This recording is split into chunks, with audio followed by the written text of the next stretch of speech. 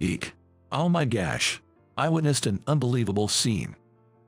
Right in front of the factory's office, the Shih Tzu we kept was, unbelievably, biting onto a client's skirt.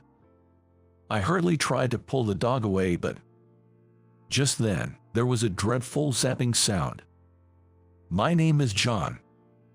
Just an ordinary, mere factory worker you'd find anywhere. Not the sharpest tool in the shed, if I may say.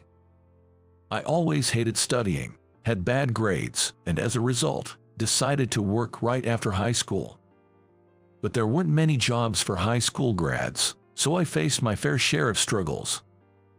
I first got a job as a security guard, but had a spat with some colleagues and was made to resign. They said I had a bad work attitude, so I vowed to be more diligent in my next job. That's when the current factory's boss, Mr. Williams, took me in. Mr. Williams is a down-to-earth guy and very generous. When I candidly mentioned during the interview that I had caused trouble at my previous job, he burst out laughing. Man, with that honesty, I'm surprised anyone would hire you. But it seemed like my honesty won him over, and I got the job. I'm deeply grateful to the boss who took a chance on someone like me, and I genuinely wanted to prove my worth. The boss gave me opportunities to learn, and now, occasionally, I even act as the deputy head of the factory. I've earned various certifications and got a raise in pay. I'm now 28, and it's been 10 years since I started working at this factory, making me somewhat of a veteran here. Though the factory is mostly full of rugged men, there's a princess of solace here. Did you behave well today, Bella? Woof woof. Yes, this fluffy brown Shih Tzu is our factory's princess, Bella. About 5 years ago, she was found abandoned near the factory, and the boss rescued her. Since then, a kennel was set up in front of the office, and everyone takes turns caring for her.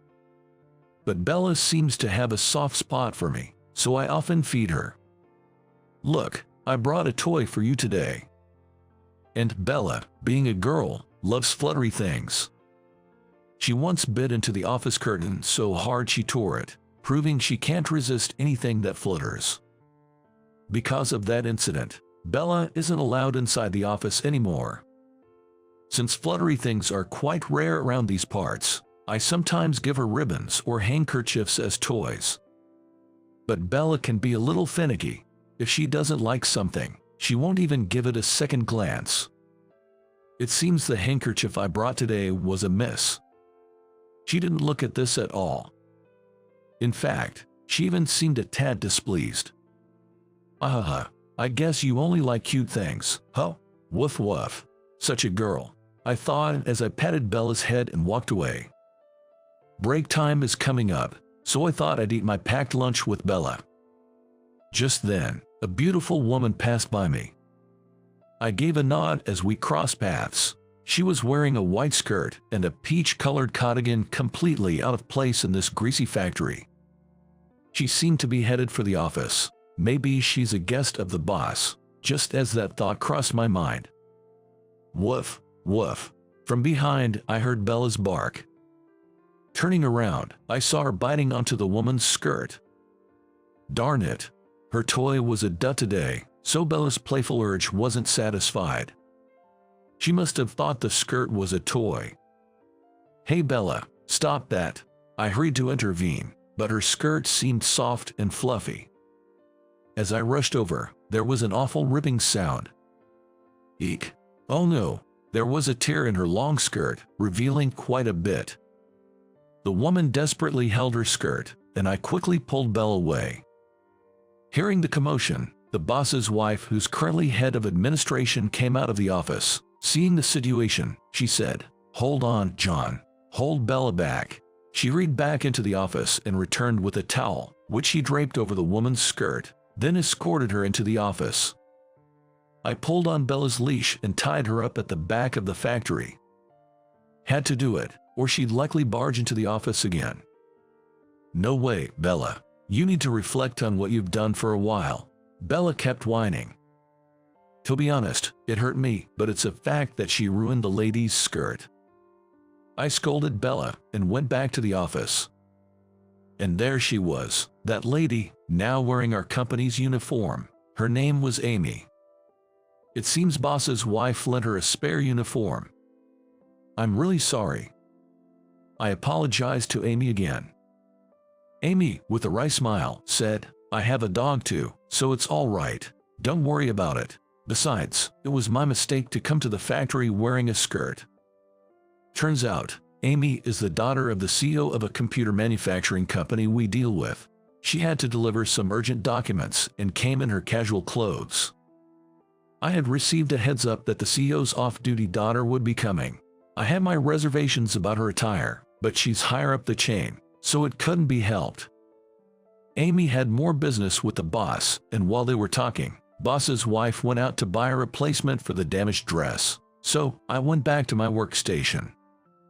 It's rare for a blue-collar worker like me to chat with the daughter of a business partner's CEO.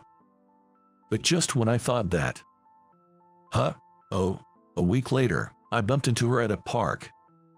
I was there walking Bella, and she seemed to be walking her dog too. Amy owns a Chihuahua named Lucy. At first, Bella and Lucy were wary of each other, but they quickly became friends. It's been a while. Never thought I'd see you here. Sorry about the other day.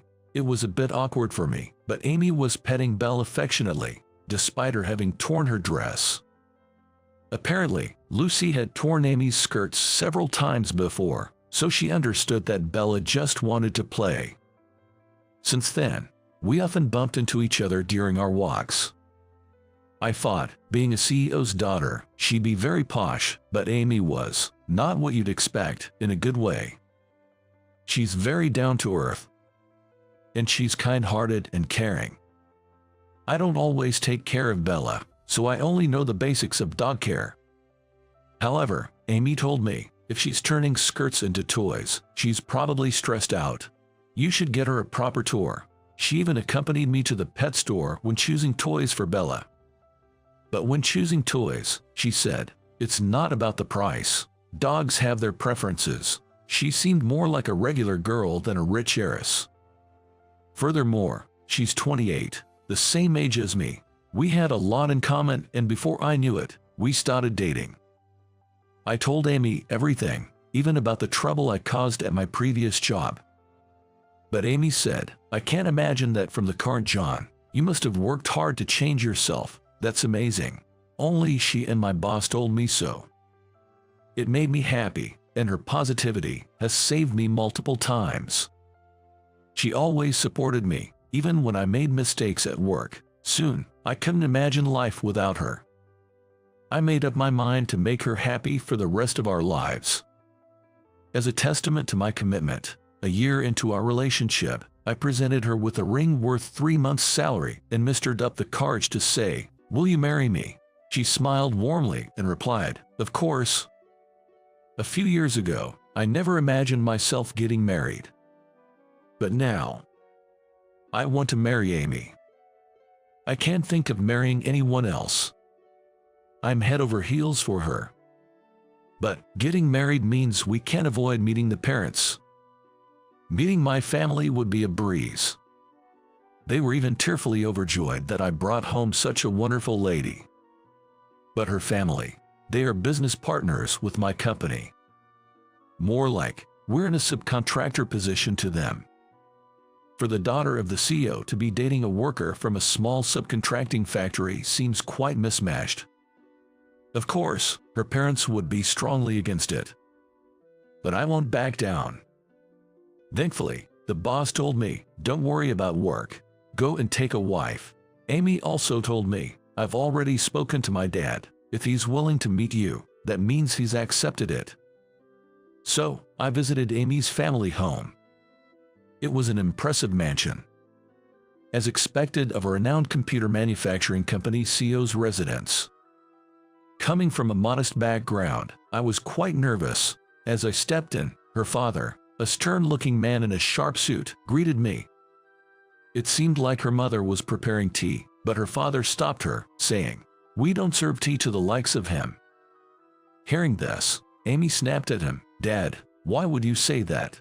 But her father sighed deeply and said, "Amy, listen, You'll inherit the company one day, and yet you're considering marrying a guy like him, someone from a poor subcontractor. He doesn't have a brain or an education. He's an absolute loser.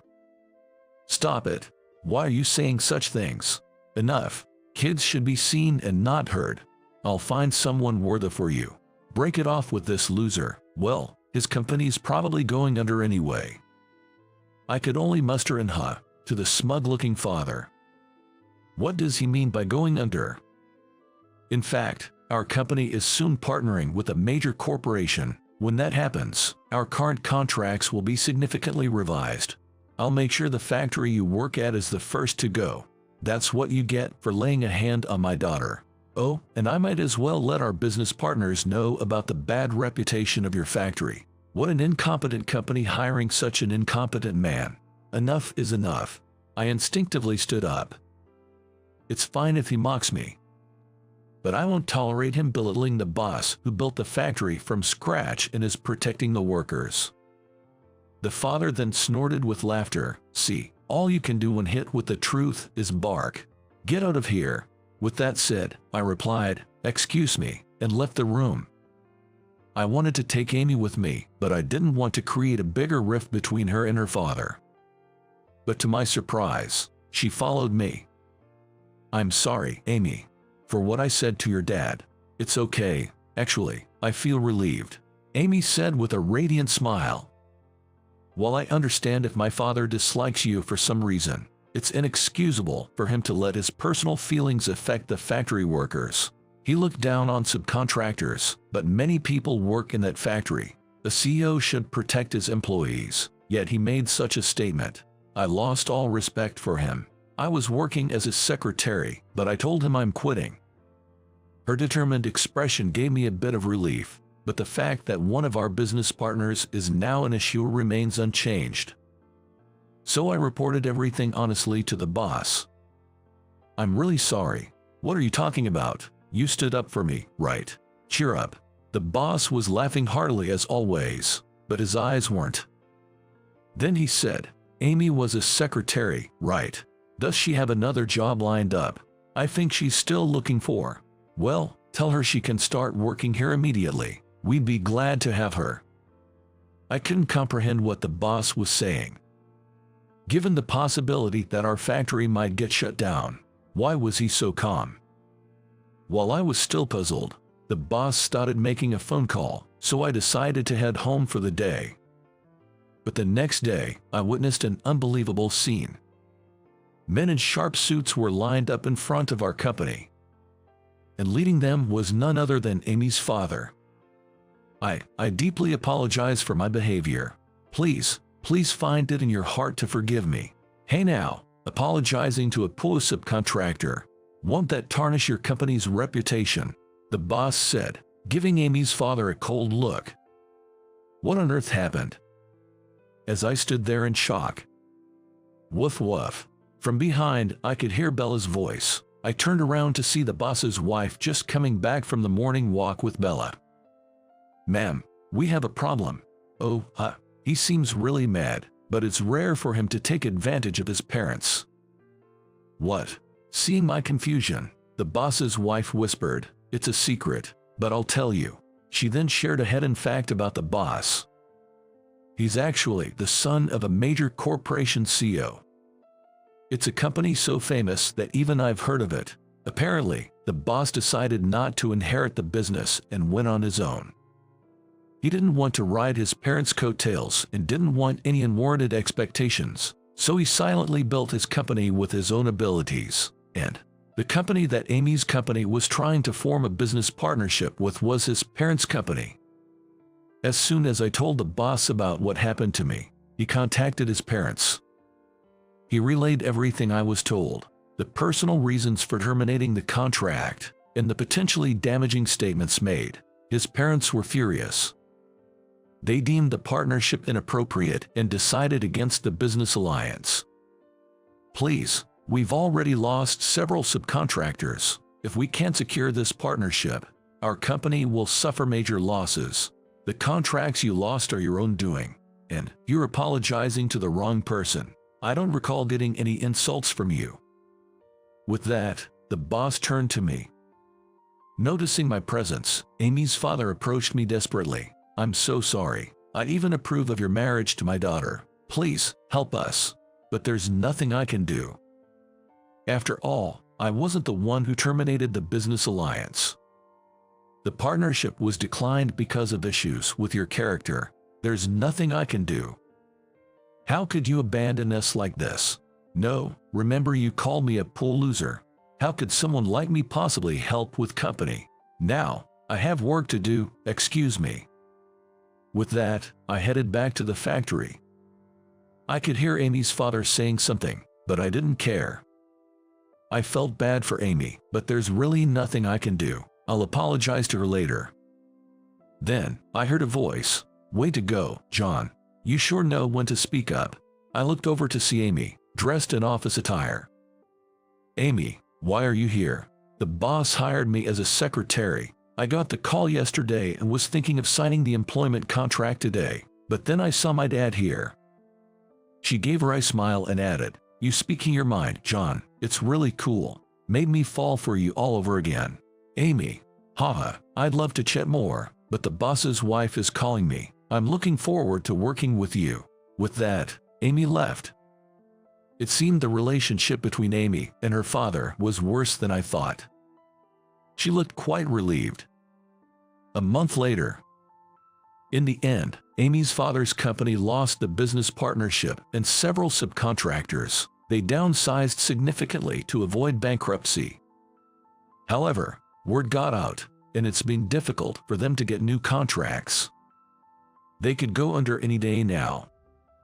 It was entirely their own doing. The boss once said, if no one was there to help during hard times, the company would have gone under sooner or later. Some of the employees who were laid off due to downsizing were apparently hired at our factory or the boss's family business. It's the boss's way of tying up loose ends. And as for me, I'm currently undergoing training to become the next CEO. The reason being, the boss and his wife don't have any children, so there's no heir apparent. You've always been hardworking. Plus, Amy's getting the hang of the admin side of things. I can trust the two of you to take over. And so, he began training us to take over the business. There's a lot to learn every day, and it's tough, but it's rewarding and fun. Not only is work keeping me busy, but we're also preparing for our wedding. Every day is hectic, but I have Amy by my side, and the boss, and my colleagues at the factory. Woof woof. Oh right. Can't forget about Bella. Bella played Cupid for us, after all. I truly am blessed with great people around me. So many have helped me out, so now it's my turn to give back. I want to repay all the kindness I've received. And with that thought, today, just like any other day, Amy and I are working hard together,